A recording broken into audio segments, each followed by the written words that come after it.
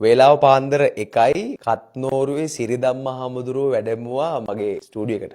තෙරුවන් සරණයි හාමුදුරුවෝ. තෙරුවන් සරණයි. මේ දවස්වල මොකද වෙන්නේ? මේ දවස්වල අතිශය කාර්යබහුලයි. රට වටේම බාරගත් ධර්මදේශනාවලට බොහොම ඕනෑකමින් වඩින අතරේ තමයි මේ ස්ටුඩියෝ එකට ආවේ. සිරස TikTok එකේ වෛරල් යනවා. හාමුදුරුවන්ගේ ලක්ෂ ගාණක් යනවානේ මිලියන ගාණක්. මිලියන ගාණක්. මිලියන 3ක් 4ක් විතර බලනවා. එක පාටම ධර්මය දැන් මිනිසුන්ට යනවා. සෝෂල් මීඩියා හරහා. Social media. TikTok පටන් ගත්ත ගමන් හාමුදුරනේ මුලින්ම පොඩ්ඩක් නටන එක වැඩි වුණා. නැටිල්ල වැඩි වුණා. පොඩ්ඩක් නරක පැත්තට වැඩි වුණා. හැබැයි දැන් TikTok එකේ අපි ධර්ම කරුණු දකිනවා. ස්වාමීන් වහන්සේලාගේ ධර්ම කරුණු. ලෝකේ ඉන්න ඉන්ෆ්ලුවෙන්සර්ස්ලා සෝෂල් මීඩියා ඉන්ෆ්ලුවෙන්සර්ස්ලා ධර්මය ගැන කතා කරන්න පටන් අරගෙන තියෙනවා. ලංකාවේ ඉන්න ස්වාමීන් වහන්සේලා ධර්මයේ හරි අපූර්වට දැන් බෙදෙනවා. ස්වාමීන් වහන්සේත් ඒ වගේ ස්වාමීන් වහන්සේ.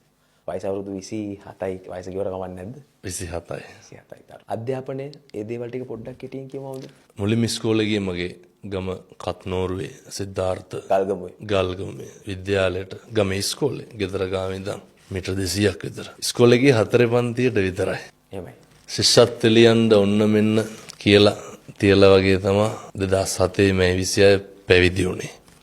මගේ පිරිවන ශ්‍රීපාලිත විද්‍යායතන පිරිවන නිකවරටියේ තියෙන බොහොම කීර්තිමත් ආයතනයක්. උසස් පෙළ වෙනකන් ඉගෙනගෙන ඉවර වෙලා උසස් පෙළ පාස් වෙලා විශ්වවිද්‍යාලයට ගියා පේරාදෙණියේ. පේරාදෙණිය විශ්වවිද්‍යාලය සුන්දර මතකයක්. සුන්දර මතකයක් තියෙනවා.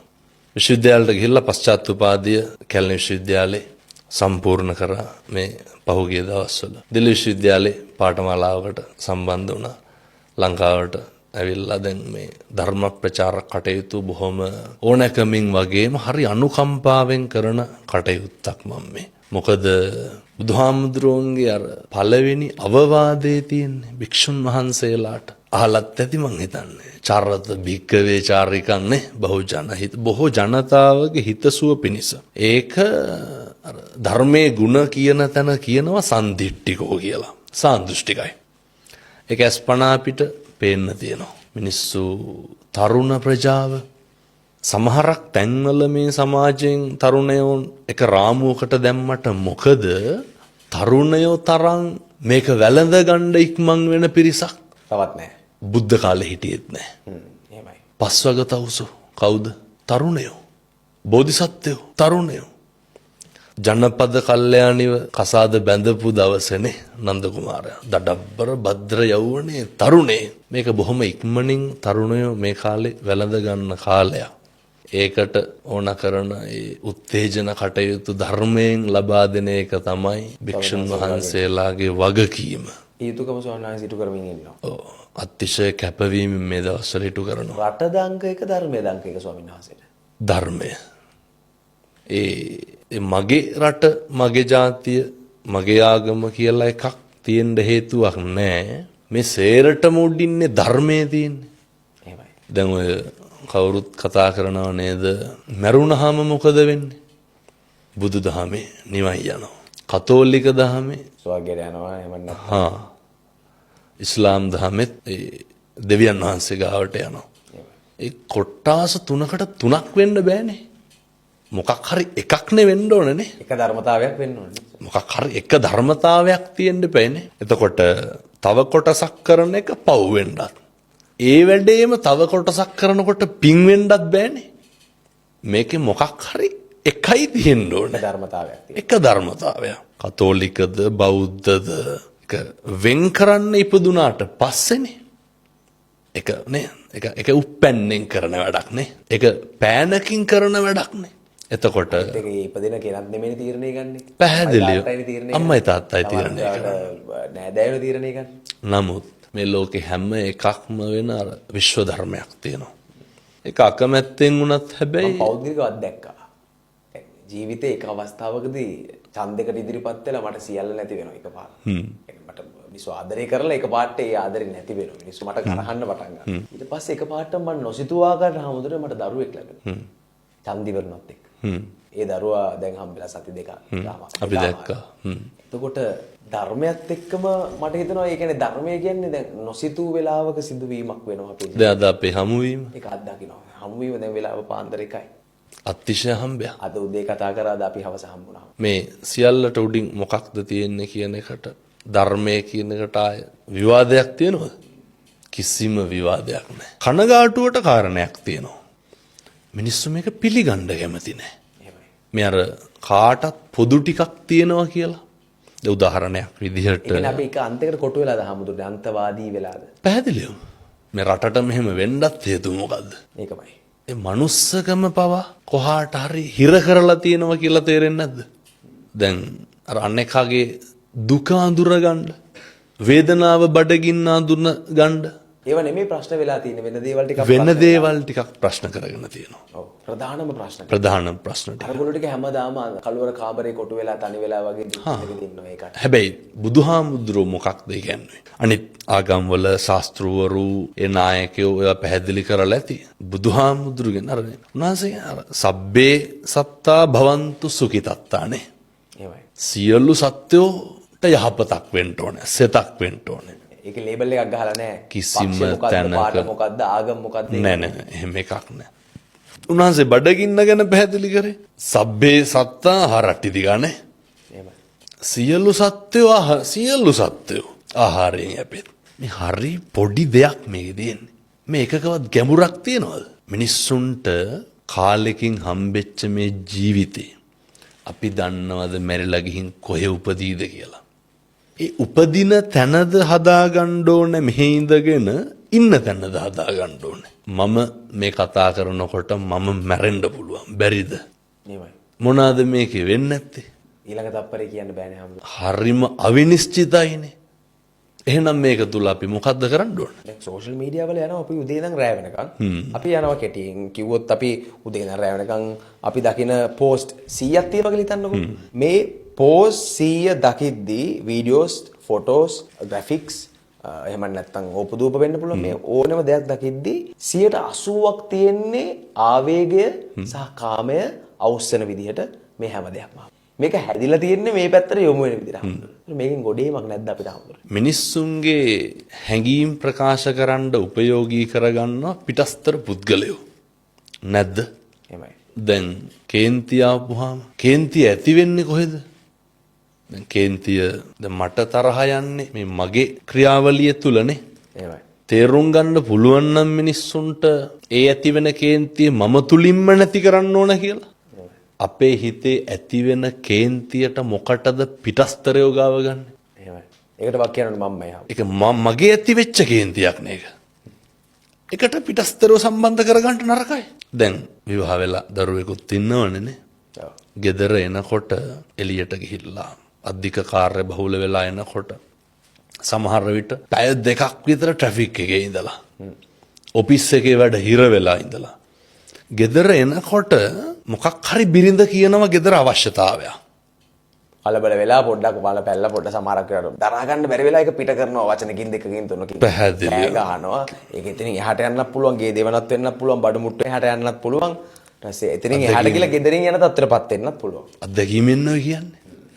එතකොට ඒ අර බාහිරින් ආපු ගොඩ නැගුණු කේන්තිය අපි ගෙදරට එනකොට වෙන කෙනෙකුගේ කේන්තියක් ආය අපට එනකොට මේ දෙක ඩක් ගාලා වදිනවනේ. එහෙමයි.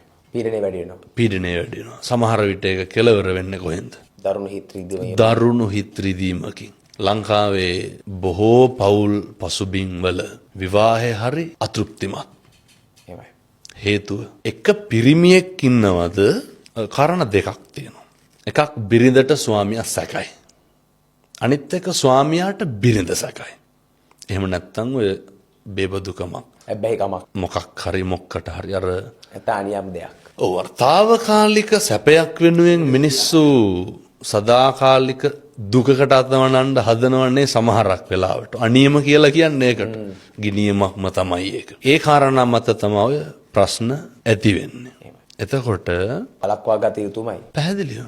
වලක්වා නොගත්තොත් එහෙම මරණකම්ම ඉන්නේ කොහෙද මිනිස්සු? ගෙදරනේ. මරණකම්ම ඉන්න කියන්නේ ගෙදර මාලිගාවක් කරගන්න ඕනේ කියලා. අර අහලා තියෙනවද පවුල් පන්සල් වාගේ තියෙන්න ඕනේ. තියෙන්න ඕනේ කියලා. ඒතකොට එතරම් ගිනි ගන්නවා. ගිනි ගන්නවා. හිතට යන්න හිතෙන්නේ නැහැ. හිතෙන්නේ. එහෙමයි. දැන් කේන්ති යන්නේ. මම ඔයාගෙම කෙලින්ම අහන්නේ හොඳේ. ගෙදර ඉන්නකොටද ඇවිස්සෙන්නේ කේන්ති යන්නේ යාළුවොත් එක්ක ඉන්නකොටද? අඩු වැඩි වශයෙන් හැම අවස්ථාවකදීම කේන්ති යනවා හොඳට. අඩු වැඩි වශයෙන්. එහෙමයි. මේ සමාජ බහුතරයක් ගත්තාම මිනිස්සුන්ගේ හැඟීම් කැත නැතුව පිට කරන තැනක් තමයි ගෙදර. කවුරුත් මොකුත් කියන්න කෙනෙක් නැහැ. මාව ජජ් කරන්න මට කවුරුත් නැහැ. ඒක මගේ. මාව පාලනය කරන්න මට කවුරුත් නැහැ. කවුරුත් මට දඩුවම් කරන්නෙත් නැහැ කියලා හිතලා අපි ගෙදරදී විවෘත වෙනවා හමුදුරනේ. නමුත් මිනිස්සු හික්මෙන්න ඕන කොතනද? වැඩිපුරම ගෙදරදී.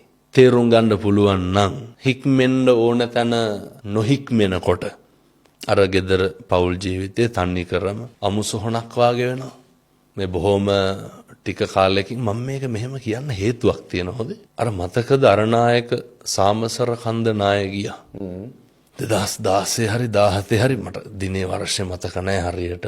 එක තාත්තා කෙනෙක් කියනවා මේක හරි වැදගත් අපේ මේ අහන උදවියට. මේ දෙන පණිවිඩය තමයි එක මොහොතකවත් හිත රිදවන්න එපා එකයි. පුරුදු වෙන්න ඕන එක. ඒ සැනින් අපිට ජීවිතේ මරණකම් විඳවන්න වෙනවා හොඳේ. මරණකම් විඳවන්න වෙනවා. තාත්තා ගෙදර කලින් දවසේ දබර වෙලා. දබර වෙනකොට පොඩි උන් බය වෙනවනේ. තාත්තා පහවදා උදේ වැඩට යනකොට පොඩි එකා කතා කරලා නැහැ. තාත්තා හැන්දෑවේ එනකොට පොඩි එකාට සෙල්ලම් බඩු ටිකක් අරගෙන එනවා. එනකොට මොකද්ද දැක්කේ? මුළු ගමම තනි පස්කන්දකට යට වෙලා. ඒක අස්සට දරුවක් ඉන්නවා ඒකේ බිරිඳක් ඉන්නවා. ඒ පොඩි එකා මැරුණේ මොන හිතකින්ද? තාත්තා තරහ වෙලා. මිනිස්සු පුරුදු වෙන්න ඕනේ මේකේ ඉන්නකොට අවිනිශ්චිත භාවයේ තේරුම් ගන්න. කවුද දන්නේ මොකක් වෙයිද කියලා. මම මේ අපිට අතර හම්බෙනකම් අපි බලන් ඉන්නවා සමහරක්. පැහැදිලි. අතට හම්බුන ගමන් නැති වෙනවා. අතට හම්බෙනකම් පෙරම් පුරනවා. අතට හම්බුන ගමන් නැති වෙනවා. වෙන්න පුළුවන්. සමහරකට අපිට අතට හම්බ වෙන්න ඔන්න මෙන්න තියලා නැති වෙනවා. අපිට දේවල් නැති වෙනවා. අත්දැකීම් අපිට අතට හම්බෙන වෙලාවට අපි එතන නැහැ. වෙන කෙනෙක් එක ලබා. වෙන කෙනෙක් ඒක ගන්නවා. ඔය වගේ දේවල් වෙනවා අපේ ජීවිතේ. ඕන තරම් නිශ්චිතයි හම්බුනේ. පුරුදු වෙන්න ඕන මොකද්ද? කරන්න තියෙන එක. ගොඩක් කට්ටිය ඉන්නවා අර පඩිය හම්බුනහම කරන්න. එහෙම කියනවනේ. එහෙමයි. ලබන මාසේ පඩිය ගත්තට පස්සේ නම් අම්මට 15000ක් යවන්න ඕන. එහෙම කියනවා මිනිස්සු. එහෙමයි. ඊට කලින් අම්මා මැරුණොත් මොකද කරන්නේ? දැන් කරන්න ඕනේ නේ. හිතන්නේ කොයි වෙලාවෙද නේ? කරන්න පුළුවන් දේ දැන් කරන්න ඕන. එහෙමයි. අර විදාගම හාමුදුරු ලියලා තියෙන අද එයි මරු පින් කරගන්නේ කුමටද කුසලට කම්මැලිවන්නේ. එහෙමයි. තේරුම් ගන්න පුළුවන් නම් හරි අවිනිශ්චිත ලෝකයක අපි ඉන්නේ කියලා. අර මතකද බැලුන් එකක් උඩ යන්නේ පහුගිය දවස්වල බොහොම ප්‍රසිද්ධ කාරණයක් කොහේ රටකම රට මතක නැහැ මිනිස්සු 25ක් 30ක් ඒක යනවනේ බැලුන ගිනි ගන්නවා මිනිස්සු එතනම මැරෙනවා පිච්චිලා මැරෙනවා සමහරු පැනලා මැරෙනවා පල්ලෙහා ඉඳන් කී දෙනෙක් බලන් හිටියද එක්ක දුව එක්ක පුතා ඒගොල්ලෝ එනකන් ගෙදරට එකයි යන්න ආයෙත් එකයි යන්න යට ඉඳන් බලාගෙන ඉන්නවා මිනිස්සු අපි බලාගෙන ඉන්නකොට පැන්නත් මැරෙනවා හාමුදුරුවෝ හිටියත් මැරෙනවා මාරයා ළඟටම ඇවිල්ලා. තව වීඩියෝයක් දැක්කම Facebook එකේ දිනවා ළඟටම බස් හෝල්ට් එකක ඉන්න මිනිස්සෙක් කොහෙවත් ඉන්නේ. වෙන පැත්තකින් ඇවිල්ලා හප්පනවා. හප්පනවා. අර කම්මං දල්හං කින්ති කරෝමි. කර්මය දැඩි වුණාම මොකක් කරන්නද? අහලා තියනවාද අර නයි කාලා බේරෙනවා. දල කඩි කාලා මැරෙනවනේ. එහෙමයි හාමුදුරුවෝ. බුදුහාමුදුරුවෝ අහනවා කර්මය දැඩි වුණාම මොකක් කරන්නද? දැක්කද අර අලහබාද් වලින් ලොකු සතුරකින් ඉන්න වෙලාවක ලොකු ජයග්‍රහණයක් ලැබලා ඉන්න වෙලාවක අතිශෝක්තියෙන් තමන් තරම් කෙනෙක් නැහැ කියලා හිතාගෙන ඉන්න වෙලාවක අදිමාන්නෙන් ඉන්න වෙලාවක ශනිකින් නැති වෙන්නත් පුළුවන් නේ. පුට්ටස්ස ලෝක ධම්මේහිනේ. චිත්තං යස්සන කම්පති මේ ඉගෙන ගන්න ඕන එකක් මේක. එතකොට අපි කොහොමද ජීවත් වෙන්න ඕන? අකම්පිතව ජීවත් වෙන්න ඕන. මිනිස්සු ඉගෙන ගන්න ඕන පුරුදු වෙන්න ඕන. දැන් ඔය ප්‍රශංසාව කියන එක ඒ රේඛාවෙම අනිත් පැත්තේ තියෙන එකක් තමයි නින්දාව. ජීවිත අත්දැකීම් ඕන තරම් ඇති මං හිතන්නේ. මිනිස්සු අර අපේ ලොකු හාමුදුරුවෝ අපිට උගන්වන එකක් තමයි. උන්වහන්සේලා මතක තියාගන්න ඕනේ. වඳින අත්දැකීම්ම නෙමෙයිද මිනිස්සු බෙල්ල මිරිකන්නේ. වඳින අත්දැකීම. අර කියනවනේ දර පූජාසනේ ඔබ හිඳුවා ඔබට පුදන මේ ලෝකයමයි නේ. එහෙමයි. ඒවා හරි මේ කැට තියලා කියන්න පුළුවන් ඒවා හොඳේ. ඒ කියන්නේ මේක මේ රිපීට් වෙලා තියෙනවා. වසර ගාණක් අවුරුදු ගාණක් මේ 2000 ගාණක ඉතිහාසයේ මේ දේම වෙලා තියෙනවා. ඒකයි මේ මිනිස්සු කියන්නේ අත්දැකීමෙන් ඔබට වඳින කට්ටියම ඔබට හැබැයි ඒක තේරුම් ගන්නවද? ඔය අරිය පරිේෂණ සූත්‍රයේ බුදුහාරෝ කියනවා ද්වේ මේ භික්කවේ පරිේෂණ අරියාච පරිේෂණ ඇහෙනවා අනාර්යාච පරිේෂණාති. දැන් මේක උන්වහන්සේ කියනවා මේ හැම වෙලේම ඇහෙනවා. උදේට ටීවී දැම්මත් හවසට රේඩියෝ දැම්මත් හැමතැනම ඇහෙනවා. දකිනවා. දැන් ඔය ජරාවට ව්‍යාධියට පත් වෙනවා කියන එක ඇහෙනවා දකින්නවා කියන හින්දා මම මේ කියන්නේ. අපි මේ ඇහි වදිනවනේ ලෙඩ ඕන තරම් පේනවනේ අපිට. කවදාවත් හිතලා තියනවද මට මේක වෙයිද කියලා. ඕන තරම් දඩබ්බර සල්ලිකාරයෝ. දැන් කොවිඩ් කාලේ තුල නැති වුණාද? හොඳ සහායකයෝ, දේශපාලකයෝ, ලොකු ආයතනවල ප්‍රධානීන්, රටවල් හොල්ලපු මිනිස්සු, මැති ඇමතිවරු, ලෝකෙ හොල්ලපු මිනිස්සු කොවිඩ් හැදිලා මැරුණා. සමහර විට අපේ කොළඹ පේමන්ට් එකේ හිටපු අම්මලාට තාත්තලාට තිබ්බේ විසිකලා තිබ්බ දාගත්ත මාස්ක් එකක් විතරයි. නැද්ද? එහෙමයි. කෑවේ එදත් කෑවේ අල කරුවරි දීපු එක. ෂුවර් නෑ කොවිඩ් තියෙන මිනිස්සුත් සෞඛ්‍ය ආරක්ෂිත බවක් එතන තිබ්බේ නෑ. මතකයි අද වගේ. කර්මය දැඩි වුණාම පිළිගත්තත් නොපිළිගත්තත් බීජ ගොඩවල ඉන්න මිනිස්සු ජීවත් වුණා.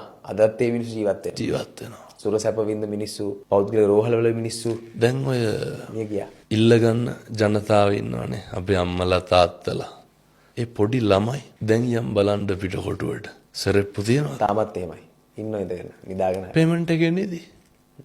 අර මිනිස්සු කියනකොට අර හුරු වෙච්ච විදිය කියලා. නෑ ඊට වඩා එහා ගියේ. ඊට වඩා එහා ගියපු දෙයක් ඒ වගේ තියෙනවා. ඒ ළමයි හම්බෙන්න වියෝජිලා channel කරන්නේ නැහැ මම හිතන්නේ. එහෙමයි. නේ දැන් ඔය කලින් ඇඳුම් අඳින්න ඇඳුම් ප්ලෑන් කරන්න අම්මට සැප සතුට දෙන්න හොඳ කාමරයක් අරන් දෙන්න දිනවල කරන්න බබාලගේ ෆොටෝ ගහනවා නේද ළමයාගේ සීස කරන්න නෑ මොනවාද ඒ කලින් අවශ්‍ය පහසුකම් ටික කිසිම දෙයක් නෑ. ලක්ෂ 15ක 20ක විතර වියදම ඒ දේවල් නැහැ. කිසිම දෙයක්. සමහර විට අපේ දරුවන්ට වඩා ඒ දරුවෝ සෞඛ්‍ය ආරක්ෂිතයි. ඕන දෙයකට ඔරොත්තු දෙනවා. ඔරොත්තු දෙනවා. සෞඛ්‍ය ආරක්ෂිතයි නෙමෙයි ඔරොත්තු දෙනවා. කොටුවෙත් ඉන්නවා, ගෝල් ෆේස් එකෙත් ඉන්නවා, ආයෙ ගිහින් එතන නානවා, ගඟේ නානවා, ආයෙ ගොඩ එනවා, අවුවට වේලනවා, ආයෙ පයින්නවා, ආයෙත් කනවා දෙපාරක් හිතන්න. සතුටින් hina වෙලා ඉන්නවා. ඔව්. දැන් මෙහෙමයි කියලා මං කියන්නේ මේ ගෙවල් වලින් ළමයි ගිහිල්ලා බහැලා පාර දෙන ඒවා කරන්න කියලා එහෙම අදහසක් නෙමෙයි මෙතනින් මේ එහෙම එකක් නෙමෙයි මේ තියෙන්නේ. එහෙමයි හවුද. මිනිස්සු අර ආර්ය සහ පරිසරයේ අතිශය වැදගත් දරුවෙක් නඩත්තු වෙන්නනේ සමාජිද්දය කියනවනේ ආර්ය සහ පරිසරය තමයි බොහොම බලපාන්නේ කියලා. එතකොට මේක දිගින් දිගට නඩත්තු කරන්න ඕන එකක් නෙමෙයි. මිනිස්සු තේරුම් ගන්න ඕන එකක් තියෙනවා. මිනිස්සු කොහකයිද හාමුදුරනේ මිනිස්සු දරුණුයිද හාමුදුරනේ පව් කරන්න සෝෂල් මීඩියා වලට ඇවිල්ලා. දැන් අපි දකිනවා දැන් සෝෂල් මීඩියා මෙහෙම උඩට පල්ලෙහාට ගියොත් රියැක්ෂන් වලින් දැන් පව්පින් බලන්නේ. හාට් එක හහා එක දැන් හාමුදුරුවෝ සෝෂල් මීඩියා වලින්ම දැන් තාරුණ්‍ය නියෝජනය කරන ස්වාමීන් වහන්සේ නමක් ඉන්න මං. එතන පව්පින් තියනවා හාමුදුරනේ. කියන්නේ කමෙන්ට් එකක් දැම්මට පස්සේ ඒ කියන්නේ කුණු හරප 3-4ක් ලොකු කුණු හරප ලියපු වැලක් ලොකු වැලක් කුණු හරප වැලක් සමහරක් විට. එමන් නැත්තම් කාට හරි පහස කිරීමක්.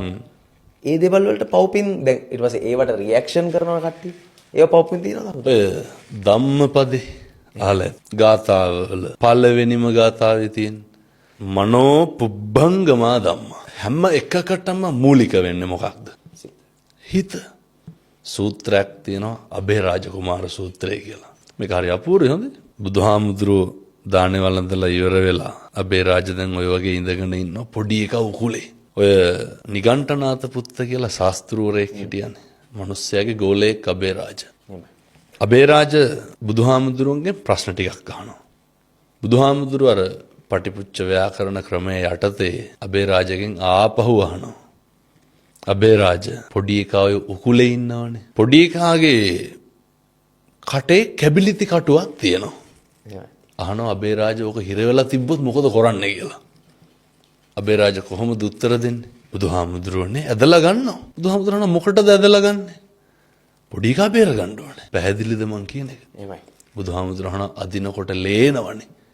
කෑ ගහනවනේ. රිදෙනවනේ. ඔව් ඒත් බුදුහාමුදුරුවනේ පොඩි එකා බේර ගන්න ඕනේ.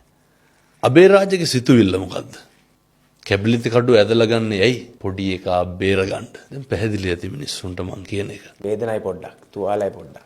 සිතුවිල්ල මරන්න නෙමෙයි බේර ගන්න.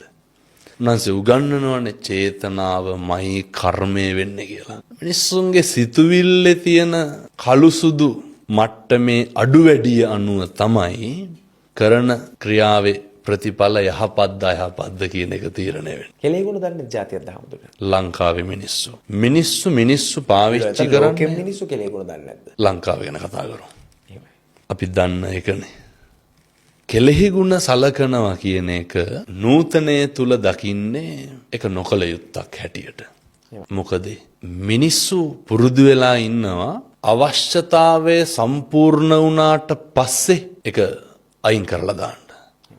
ඒක නොසලකා හරින්න. ඊට පස්සේ මිනිස්සු පුරුදු වෙලා ඉන්නවා. කවුරු හරි අපිට උදව්වක් කරපුවාම අපි හිතමුකෝ දැන් අත්දැකීම් ඇති ඕන තරම් හොඳයි. එහෙමයි. වැඩිපුරම විඳවලා තියෙන්නේ. පසුතැවිලි වෙලා තියෙන්නේ. උදව් කරපු මිනිස්සු හින්දාද උදව් නොකරපු මිනිස්සු හින්දාද? උදව් කරපු මිනිස්සු හින්දා. අපි වැඩිපුරම උදව් කරන්නේ වැඩිපුරම ආදරය කෙනාට. වැඩිපුරම රිද්දන්නෙත් වැඩිපුරම උදව් කරපු වැඩිපුරම ආදරය කරපු අපේ ආදරණීයෝ. කොහෙද කරන්නේ ආවදුනේ? එයාත් එකයි ජීවත් වෙන්න වෙන්නේ. පවුලට හම්බෙන්නෙත් එයාලා. කෙලෙහි ගුණයක් තියෙන. හැබැයි බුදුහාමුදුරුවෝ අර හිප්පිත් නැති බෝධියටනේ. එහෙමයි. බුදු වෙලා පළවෙනි සතියේ බෞද්ධ සාහිත්‍යයේ උගන්වනවා අනිමිස ලෝචන පූජාව. උන්වහන්සේ අපි බුදුහාමුදුරුවෝ දේශනා කරනවා මේ කතඤ්ඤෝ කතවේදී පුද්ගලෝ දුර්ලභෝ ලෝකස්මි. මේ ලෝකේ කෙලෙහි ගුණ දන්න මිනිස්සු හරි දුර්ලභයිලු. ඒක නම් ඇත්ත හොඳේ. අවශ්‍යතාවයේ සම්පූර්ණ වුණාට පස්සේ ආය මිනිස්සු අපි තියාගන්නේ නැහැ. කාර්ය කෙරවෙනතුරු කාගෙත් රැවටිල්ල කියලා දෙයක් තියෙනවා නේ හැමෝටම. ඔය අපේ ජන කවිය මේවා හොඳට පත්තියන් වෙච්ච මිනිස්සුන්ගේ කටවල් වලින් කියවෙච්චා. බුදුහාමුදුරුවෝ එදා එහෙම කිව්වෙත් එදත් එහෙම ඉඳලා තියෙනවා. අදත් ඉන්නවා. මේක හෙට මීට වඩා වැඩි වෙන්න පුළුවන්. කාලේ හොඳයි. අද වැරදි. ආයෙත් හෙට හොඳ වෙනවා. වෙන්න පුළුවන්. කාලේ හොඳයි. අද වැරදි. ආයෙත් හෙට හොඳ වෙනවා. අවශ්‍යතාවයේ අනුව තමයි මිනිස්සයා හොඳ නරක තීරණය කරන්නේ. අපි අපේ හොඳම යාළුවා අතින් වැරද්දක් වුණාම ඒක වැරද්දක් විදිහට දකින්නවද? කිසිසේත්ම නැහැනේ.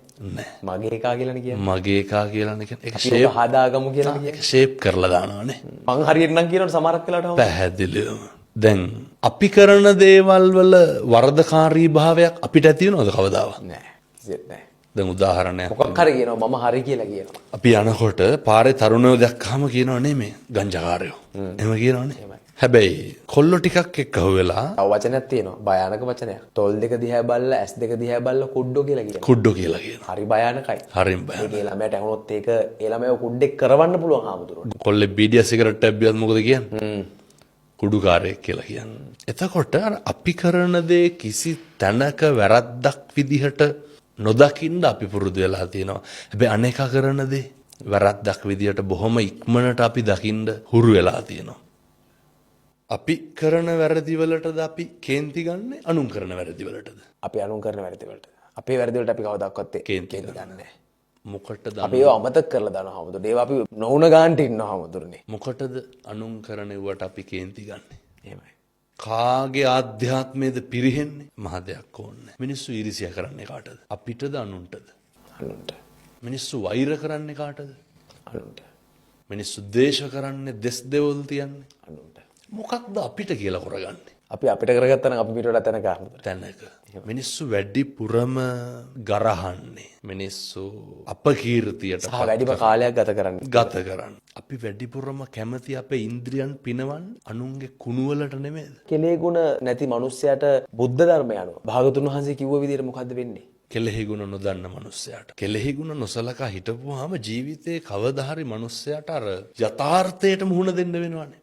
කෙලෙහි ගුණ සැලකුවා හෝ නොසැලකුවා හෝ මොකද්ද යථාර්ථය? ජරාවට ව්‍යාධියටපත් වුනහම පශ්චත්තාප වීමක් මිනිස්සුන්ට ඇති වෙනවා. අධික කනගාටුවක් මේක හතරහන්දි වළංගු තියනකොට නම් ඇති වෙන එකක් නැහැ. අපිට බලපුලුවන් කාරකම තියනකොට ඇති වෙන එකකුත් නැහැ. සල්ලි මිල මුදල් තියනකොට කොහොමත් මේවත් තේරෙන්නෙත් නැහැ. එහෙමයි. හැබැයි මිනිස්සුන්ට තේරෙනවා ව්‍යාධියටපත් වුනහම, ඔත්පොළ වුනහම, නැති වෙච්ච දවසට. කවුරුත් නැති වෙච්ච දවසට, මට මම විතරයි කියලා දැනෙන දවසට. අර උගන්නනව නේද? අත්තාහි අත්තනෝනත්ති. අපිට අපිවත් නැහැ කියන දවසට තමයි මිනිස්සුන්ට ඕක තේරෙන්නේ. හොඳටම පරක්කුයි. හොඳම දේ තමයි දැම්ම පටන් ගන්න ඕනේ ඊට කලින්. දැම්ම පටන් ගන්න. දැනුත් ප්‍රමාදයි. ගොඩක් ප්‍රමාදයි. දැන් පටන් ගන්න ඕන. කෙලෙහි ගුණ සලකනවා කියලා අපේ ඒවා නැති කරගෙන මේ යට කරගෙන එහෙම අවශ්‍ය නැහැ. කීස් කරන්න බෑ. සමහර මිනිස්සු වචනකින් හරි අපිට උදව් කරලා තියෙනවා. අපි පුරුදු වෙන්න ඕන මොකක්? අපේ තියෙන සත්පුරුෂකමට හානියක් නොකරන්න. එහෙමයි. දැන් ඔබතුමාගේ මොකක් හරි තියෙනවනේ සත්පුරුෂකමක්නේ. දැන් මම මෙතෙන්ට ආවට පස්සේ මට කිව්වනේ හාමුදුරුවනේ අපි වැඩසටහන් ටිකක් කරමුනේ. ඒක බොහොම අර අනේකට උදව් කරන ගතිය. එහෙමයි. ඔය බෝධිසත්ව ගුණ හොඳේ. එහෙමයි. ඕක සේරටම පිහිටන්නේ නේ. ඒක ඔබතුමාගේ තියෙන සත්පුරුෂකම. ඔබතුමා මට එහෙම උදව්වක් කරාට පස්සේ මම ඒකට උත්තර දෙන්නේ කොහොමද? ඒක හොඳ විදිහටද නරක විදිහටද කියන එක ඒක මම ගාව තියෙන්න ඕන එක. මම හැම තැනම කියන කාරණයක් තමයි මිනිස්සු දෙන්නේ මිනිස්සු ගාව තියෙන ඒවා. සත්පුරුෂකම තියෙන මනුස්සයා මොකද්ද දෙන්නේ? සත්පුරුෂකම. දැන් මම කියන මිනිස්සු දෙන්නේ මිනිස්සු ගාව තියෙන ඒවා කියලා. සත්පුරුෂකම තියෙන මනුස්සයා සත්පුරුෂකම දෙනවා, කැතකම තියෙන මනුස්සයා කැතකම දෙනවනේ. එහෙමයි. අර වෛර කරන්න අපි බෙදාගන්නේ අපි සතුදේ. සතුදේ. එහෙමයි. දැන් කෙලෙහි ගුණ සලකනවා කියනකොට හොඳ උත්තරයක් තමයි ඒක. උදව් කරන මනුස්සයා උදව් කරේ සත්පුරුෂකම තිබ්බ හින්දානේ. අපිට පුළුවන් ද කෙලෙහි ගුණ බලාපොරොත්තු වෙලා ඒ මනුස්සයා ගාව ඒක තිබ්බේ නැත්තම් මොකද කරන්නේ? ඒකේ මනුස්සයාට පුරුදු නැත්තම් මොකද කරන්නේ? අපි බලාපොරොත්තු නොවී ඉන්න ඕනේ. උදව් කරන්න බලාපොරොත්තු වෙන්න. බලාපොරොත්තු නම් වෙන්න. මාතා යතා නියම් පුත්තං ආයුසා ඒක පුත්ත මනුරක්කේ. අම්මලා දරුවෝ හදන්නේ ඕනම දෙයක් දරා ගන්න බලාගෙන ඇල්ලතුර ටිකක්වත් බලාගෙන නෙමෙයිනේ. කිරි දෙන්නේ සත්පුරුෂකමට. ඒ දරුවා කලින් බලාගත්තේ සෙනෙහසට. ඒ විදිහට මිනිස්සුන්ට ජීවිතේ ඇස් දෙකින් ළමයා දකිද්දී එන සෙනෙහසත් එක්ක ඒ අම්මා දෙන හැඟීම් ලේ කිරි වෙන්නේ කොහොමද? දැන් ඔක අම්මලා කරන මේක ඇදිච්චෙන්ද මම මේක කියලා ඉන්නම් ටිකක්. ඕන තරම් මම මේවා කියලා තියෙනවා. එහෙමයි. ඔය දරුවත් හම්බුණු හින්දා මේක හරි වටිනවා හොඳේ. සමාජයට නැතත් මේක ඔබට හරි වටිනවා. අම්මලාට කරන්න පුළුවන් ලොකු හාස්කමන්නේ ඕකනේ. දැන් මේක කියනකොට මිනිස්සු කියයි ශීර ග්‍රන්ථි තියෙනවනේ. දැන් තනපුඩු ඇතුලේ මොනවද තියෙන්නේ? රතු පාට, සිනි ගඳ ගහන, දුගද හමන ලේ. එහෙමනේ. එහෙමයි. අර 3D animations දාලා තිබ්බා. ලස්සන වීඩියෝයක් තිබ්බා. තනපුඩුවෙන් එළියේ පොඩි එකක් කට තියෙනකොට මොනවද දෙන්නේ? සුදුයි, හරි රහයි, හරි ගුණයි, හරි පෝෂණීය. දරුවා බලන් ඉදි වැඩෙනවා. කිරි ආස්කමක් නෙමේද? මේ 21 වන සියවසේ පපු කැවුතු දැන් ගලවලා ෆෝමියුලා 1 තියෙනවා හාමුදුරනේ. මේක එච්චර දියුණුයි. ඔව්. දැන් තනපුඩුව සැත්තුඩකින් පළුදු කරොත් එන්නේ කිරිද ලේද? ලේ කොතනින්ද ඔය කිරි ටික ලේ වෙන්නේ? කන්වර්ට් වෙන තැන කොතනද? හාස්කමක් නෙමෙයි අම්මා. පොඩි එකක් තුරුල් කරගන්නකොට කැකෑරෙන ලේ ටික කිරි වෙනවනේ. එහෙමයි. මුළු ලෝකෙම සත්තුන්ගෙත් එහෙමයි. මිනිස්සු අම්මා කියන තැනට ඒ සෙනෙහසට ඒක කිරි වෙනවා. ඒ හරි විශ්මිතයි හොඳ. ඒ හරි විශ්මිතයි. මේ කියන වචනයක් ගානේ මොනාගේ හයියෙන්ද? ඒ කිරිවල මිනිස්සු මේවා බොහොම ඉක්මනට අමතක කරනවා. අවුරුදු 20 පැන්න ගම, අවුරුදු 15 පැන්න ගම, අවුරුදු 20ට උඩින් ජීවිතේ මතක නැහැ මිනිස්සුන්ට.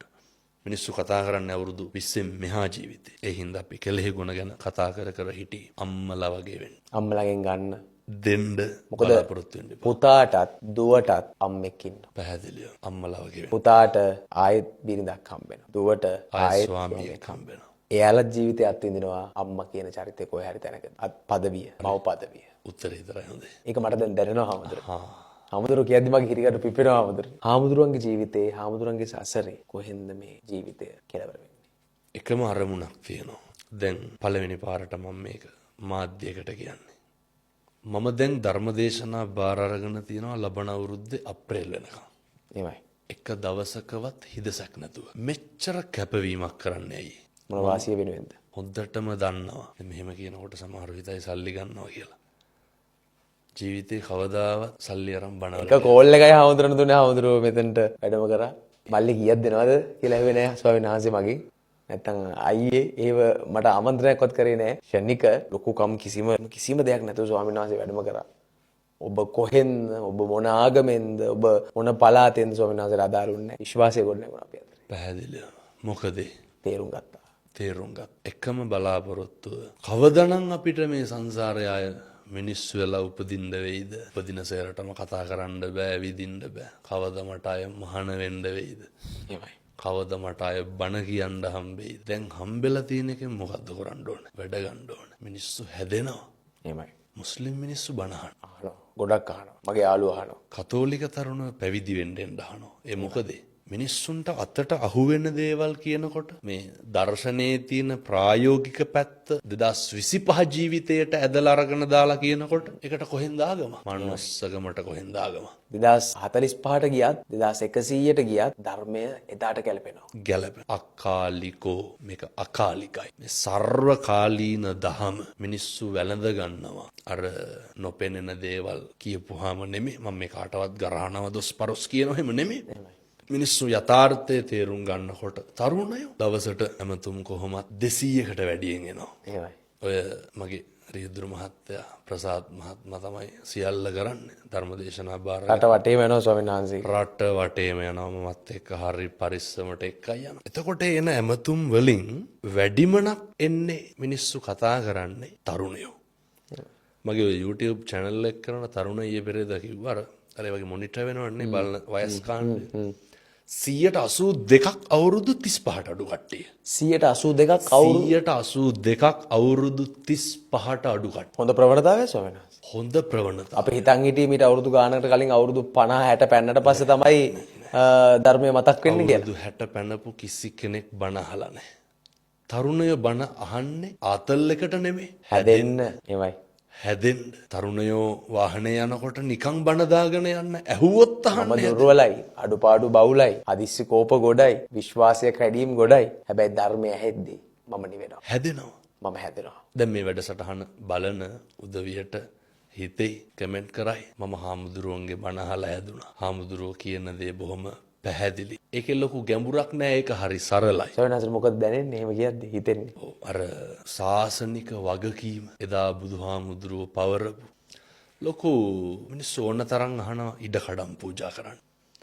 විදේශ ධර්මදේශනා එමටම ආරාධනා. නමුත් මේ අවුරුද්දට මේ බාර අරගෙන තියෙන ධර්මදේශනත් එක්ක විදේශ ධර්මදේශනා 2-3කට වඩින්න හම්බෙන්නේ නැහැ. හම්බෙන ලාභ ලෝභ අපිව දුර්වල කරන්න පුළුවන් මට්ටමට ලැබෙනවා. අපේ දැන් මේ තියෙන අවංක ගුණය අපි දැන් මේ හිතාගෙන ඉන්න පිරිසිදු හිතක් තියෙනවනේ දැන්. එහෙමයි. ඒක දූෂණය වෙන මට්ටමට ලැබීම් තියෙනවා. එහෙමයි. ඒ කියන්නේ අපි නොමකට අරයන් නොමගට අරයි තමයි හැමදේම සිදු වෙන්නේ. හැමදේම සිදු වෙන්නේ. නමුත් අවදීන් සිටින්න ඕනේ. අවදියෙන් ඉන්න. බුදුහාමුදුරුවෝ උගන්වලා තියෙනවානේ භික්ෂුව ලාභේදී පිරිහෙනවා කියලා. ඒක කලින් දැනගෙන තියෙන හින්දා හරි ලේසි. එහෙමයි. මේකේ තියෙන తాවකාලිකකම අඳුරගන්න හරි පහසුයි. ලොකු සතුටක් තියෙනවා. ඒ සතුට අර පුද්ගලික ජයග්‍රහණයක් විදිහට නෙමෙයි. කවදා හරි ලොකු අරමුණක් බලාපොරොත්තුවක් තියෙනවා ජීවිතේ පැවිද්දට අර්ථයක් සපයන්න. ඒකට අවශ්‍ය හැම සංසිද්ධියක්ම සිදු වේවා. ඒ සිදු වෙන්න ඕනේ දේවල් ටික සිදු වේවා. ස්වාමීන් වහන්සේගේ ඒ අරමුණට යන්න. අප්‍රමාණ පිං. ස්වාමීන් වහන්සේට පිං මෙතනට වැඩියට ඉතින් එහාට ගිහිල්ලා මේ ධර්මය ප්‍රචාරය කරන වැඩසටහන මම හිතන්නේ ධර්මය ප්‍රචාරය කරනවට වඩා පිනක් නෑ තවත් මේ ලෝකේ. ලොකු පිනක් මේක. ලොකු දානයක්. ලොකු දානයක් ධර්ම දාන. ස්වාමීන් වහන්සේක අපූර්වට හරි අපූර්වට කරනවා. හරි ආකර්ශනීයයි. ධර්මයට කොට දෙනෙක් පෙළඹෙනවා ස්වාමීන් වහන්සේ නිසා. එනවා සරණයි පරිස්සමෙන් අනුරාධපුරයට දැන් ස්වාමීන් වහන්සේ වැඩම කරනවා කියලා කිව්වා මේ පාන්දර 1:00 2:00 වෙලාව 2:00. තෙරුවන් සරණයි හැමෝටම. තෙරුවන් සරණයි. අපි නැවත හමු වෙන කවද්ද? බොහොම ඉක්මනින්.